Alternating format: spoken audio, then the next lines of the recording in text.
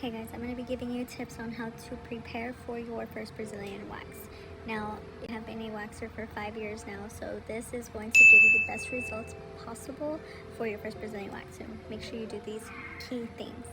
The first thing that you need to absolutely do is make sure you have at least 2 to 3 weeks worth of hair growth down there. You do not want anything less than 2 weeks because your hairs are going to be way too short for me to pick up your hair. So you want to do at least 2 to 3. If it's longer than 3 weeks, that's completely fine.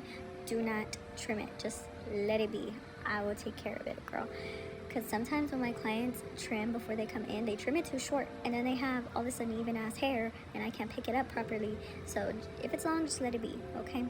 Now if it's too short, let it grow out. If you see that there's little baby hairs barely poking through the skin, just let it grow out at least a week longer. That way when you come in for your wax, it's going to be a lot more even and you're going to have way better results versus if you had all these little stubby little hairs barely poking through your skin. It's going to make it really hard for me to pick up your hair. So make sure that your hair is at least 2 to 3 weeks long. The second thing that you should absolutely be doing is exfoliating and moisturizing the night prior to your wax. This is very, very important and very key to having amazing results when coming into your Brazilian wax. So whenever you're exfoliating, you want to use a sugar scrub on hand, an exfoliating glove, anything that's going to physically exfoliate the skin. If you have something that's going to chemically exfoliate the skin, I wouldn't do that the night before a wax just because your skin could be very sensitive. So a physical exfoliant is going to be best. You're going to do the whole mound, so the whole top of the mound, the bikini line, and then you want to make sure that you're doing your labias. I would brush up against the grain and go in circular motions just to ensure that you are really getting into that skin, breaking down all those dead skin cells. After you exfoliate, you're going to go ahead and moisturize. Any fragrance-free moisturizer is going to be fine in the meantime, just so your skin is nice and refreshed, it's rehydrated, and when you come into your wax, you're going to be all moisturized, and the chances of your wax coming out completely clean is going to be a lot higher versus somebody who didn't exfoliate and moisturize the night before.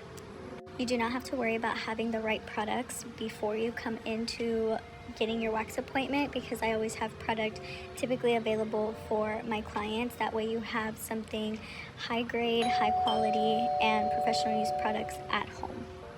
The third and fourth thing, I'm going to put these two together.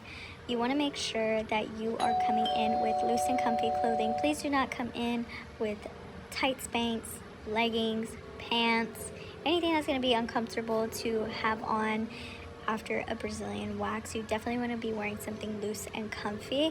If you can, no underwear is fine. If you want to wear underwear, cotton underwear is going to be best. So that's the third thing. The fourth thing that you want to do is make sure that you are coming in. There's a little fly. You want to make sure that you're coming in on a day off or when you can just relax. The problem with getting a Brazilian wax and going to work, going to do a bunch of things after, you're going to be a little sensitive. You're not going to want to do anything that's going to cause you to excessively sweat after a wax. So make sure that you're coming in when you could just chill. You can go home. You could get some coffee. Make sure it's a chill day and enjoy the rest of your day after your Brazilian wax, okay?